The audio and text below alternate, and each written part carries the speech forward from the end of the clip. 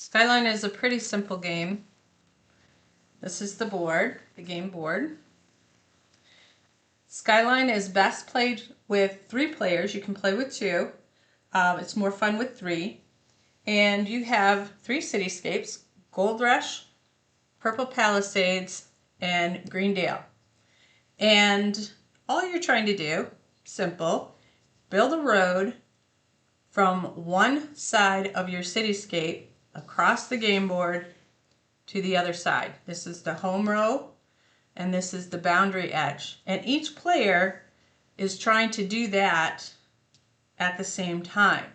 So of course in the middle your roads are all going to converge. To begin with, you find the oasis tile. And the oasis tile is the tile that has 6 sides and you place it in the middle. If you want to make the game more difficult, you leave the oasis tile off of the game.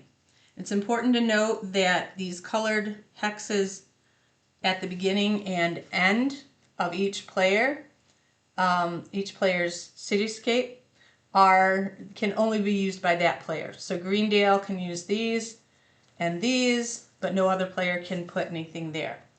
The ones in the middle though, this is considered a safe zone. So anything that gets put in the safe zone cannot be claimed, closed, or removed. Okay? Safe zone, once it's there, it's there. You can't do anything else to it. The basic idea is that you're using road tiles, road segment tiles, to complete your road from one side to the other. And you are placing one road segment tile per turn. Now these all get turned over at the edge of the game, and one at a time, one road segment tile per turn places them on the board. It helps them create a road going from one side to the other. Pretty easy sounding, right? It's important to make sure that your roads line up correctly. They have to be lined up with the roads touching each other. If I wanted to try to put one where the roads weren't touching for some reason, then I can do that, but I have to have a bridge piece that can make it line up. Bridge pieces are given to each player at the beginning of the game. You're all trying to build your road at the same time. You can see as you get to the middle, you're going to collide, and that's going to cause some issues here. You can only place one road tile per turn.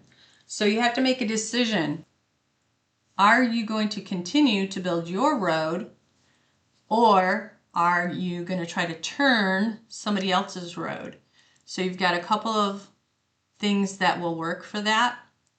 This guy turns it in a completely other direction, so now he has to figure out, okay, how am I going to get back around? Am I going to bridge? What am I going to do? How am I going to get across? The other thing you can do is dead end.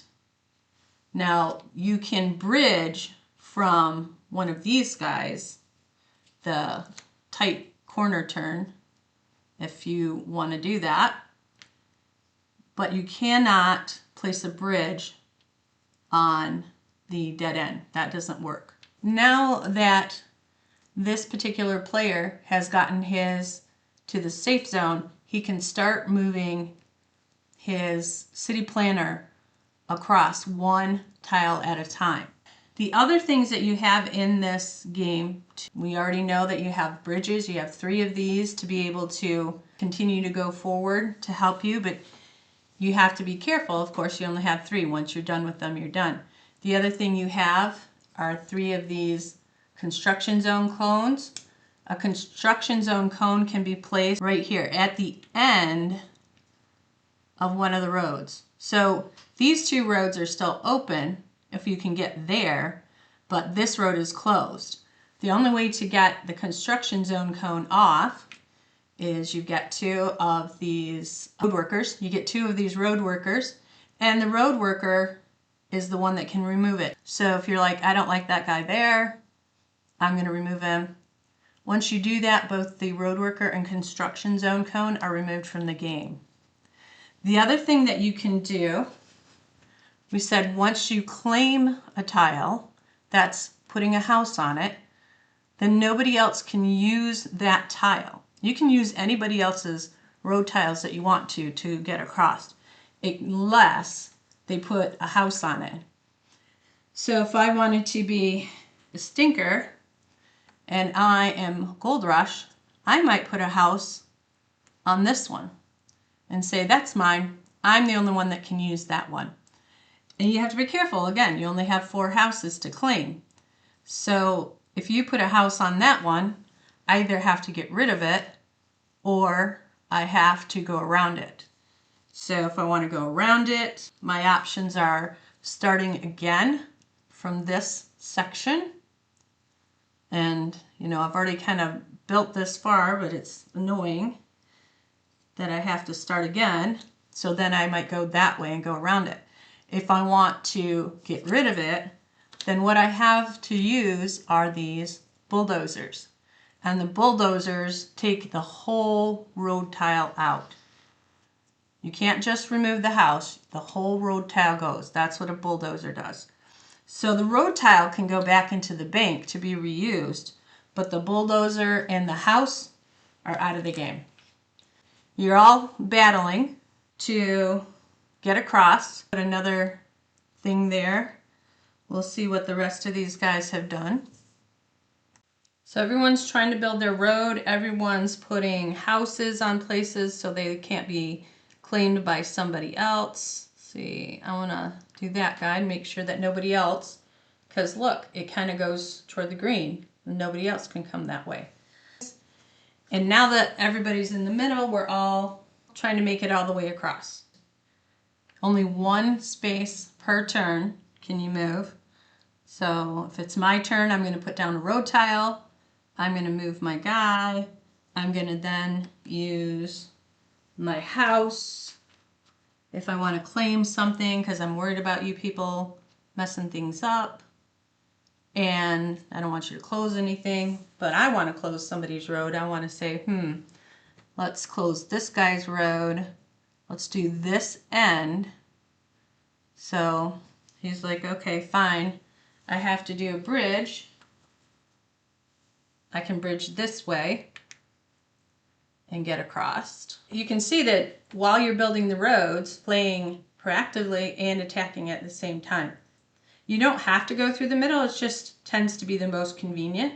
If you ended up going across and then getting on somebody else's road, that's fine, you can do that.